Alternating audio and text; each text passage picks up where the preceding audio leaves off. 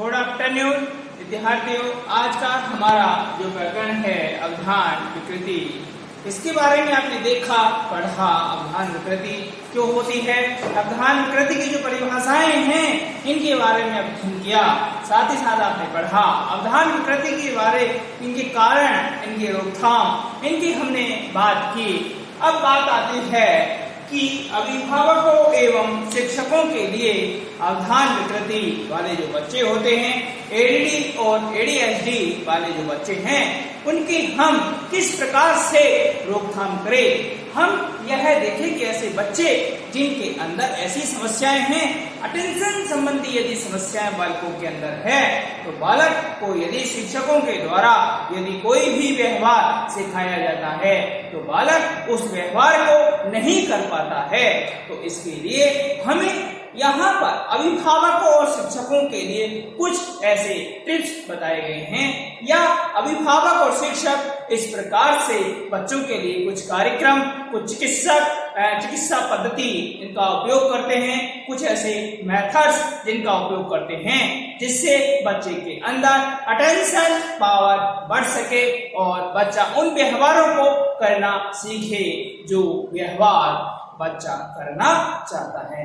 तो आइए देखिए कि वो कौन से टिप्स है और कौन से कार्यक्रम है और कौन सी विधियां हैं, कौन सी चिकित्सा है जिनके माध्यम से हम विद्यार्थियों के अंदर जो अटेंशन पावर है उसको हम बढ़ा सकते हैं। नंबर 1 आता है कि व्यक्तिगत शैक्षणिक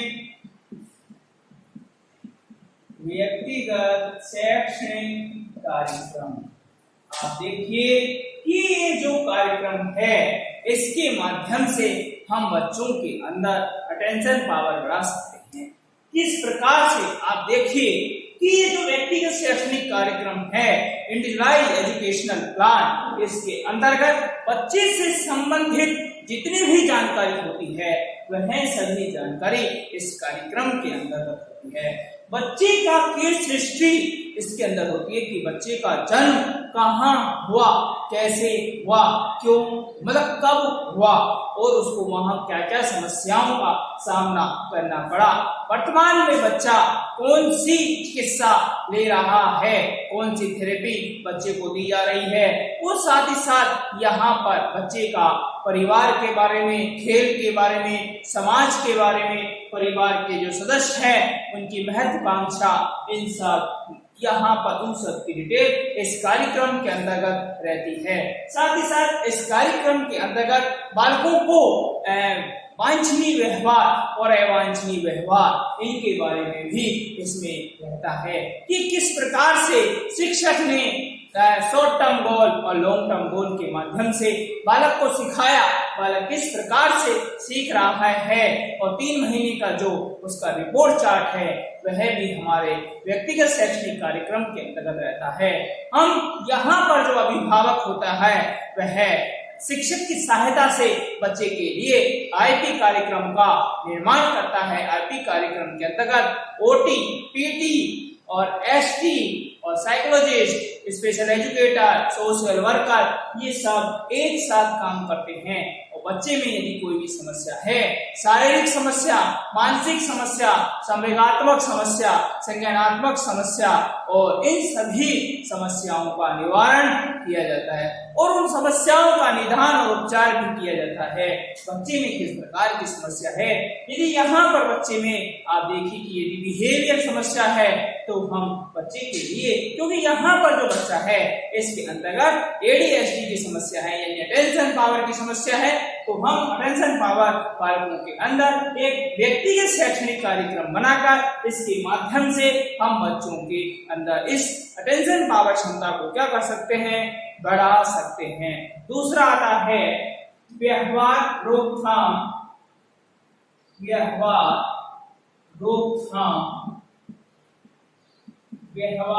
रोकथाम की विधियां।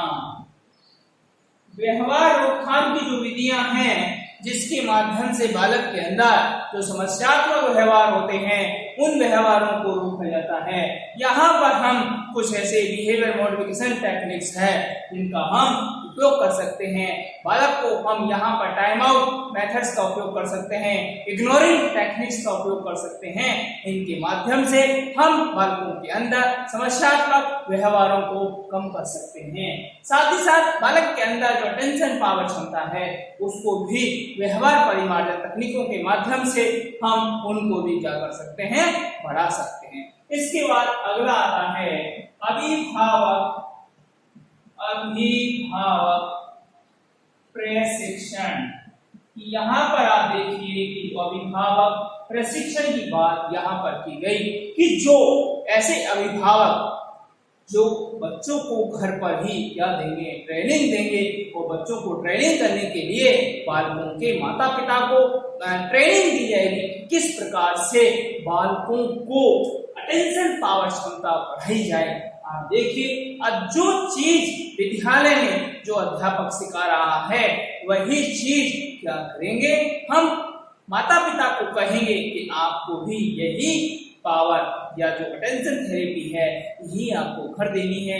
जिस प्रकार से बच्चे के लिए एक शैक्षणिक कार्यक्रम बनाया गया उसी प्रकार से उन सभी चीजों का आप पालन कीजिए और घर में भी बालकों को सिखाइए।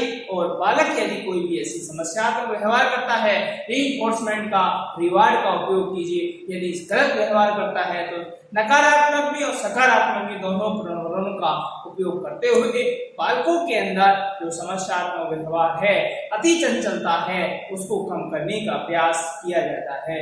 यहाँ पर अभिभावकों को भी प्रशिक्षण देकर हम अभिभावकों के अंदर इस प्रकार की थेरेपी या इस प्रकार से अभिभावक को ट्रेन करते हैं कि वह बौद्धिक क्षमता, hearing impairment, visual impairment, autism और ऑटिस्टिक, साथ ही साथ मल्टीपल डिसेबिलिटी, जिन बालकों के अंदर एडीएचडी और एडीडी की समस्या है वैसे बालकों को अभिभावक घर पर ही क्या करें, ट्रेन करें।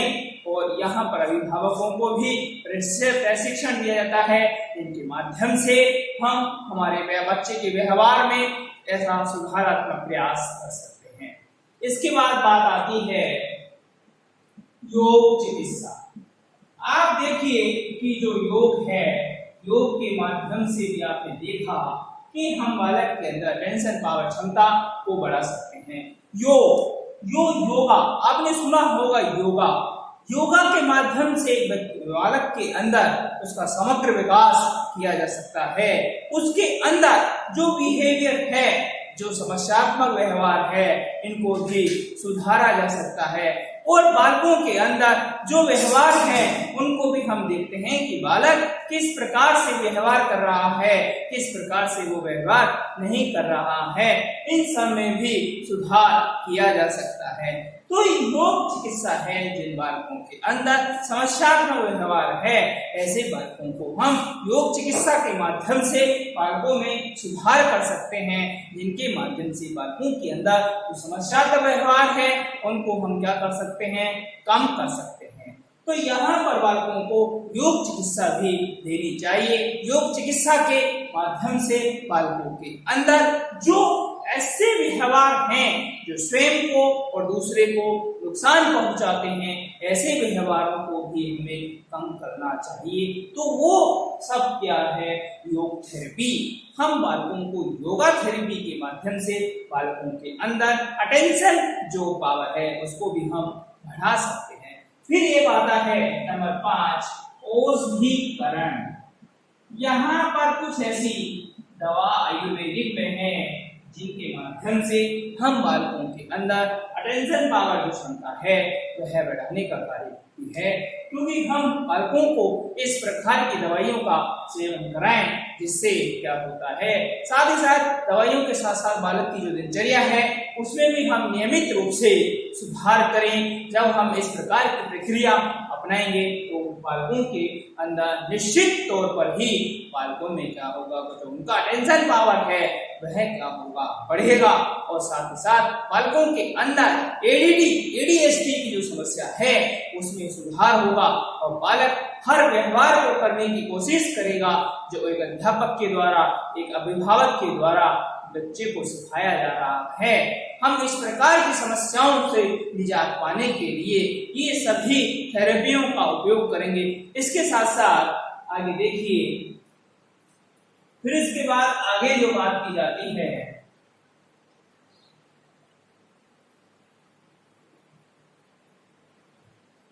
यहां पर है, अगला है कि हम बालकों को कौन सी चिकित्सा, संगीत चिकित्सा, म्यूजिक थेरेपी, एक जो म्यूजिक थेरेपी है इसके माध्यम से भी हम बच्चों के अंदर अटेंशन पावर को बढ़ा सकते हैं।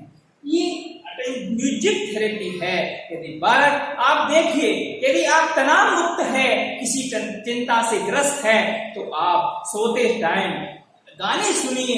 गाने सुनने से क्या होता है कि आपकी जो तनाव युक्त जिंदगी है वह क्या हो जाती है, दूर हो जाती है। गानों के माध्यम से आप अपने आप को, आपका जो ध्यान है उसे आप एक जगह आकर्षित कर सकते हैं। तो यहाँ पर हम बालकों को हारमोनियम और तबला, इन सब के माध्यम से इनको बजाकर बच्चों को इस कार्यक्रम के इनको सिखाकर कि हारमोनियम किस प्रकार से बजाया जाता है, तबला कैसे बजाया जाता है, और हम बालकों को गाने सुनाकर बालकों के अंदर जो अटेंशन पावर है उसको भी हम बालकों में बढ़ा सकते हैं। इन सब के माध्यम से बालकों के अंदर जो है कि किस प्रकार से बालकों को हम व्यवहारात्मक जो क्रियाएं हैं जो स्वयं को दूसरों को नुकसान पहुंचाती है उसको हम कम कर सकते हैं।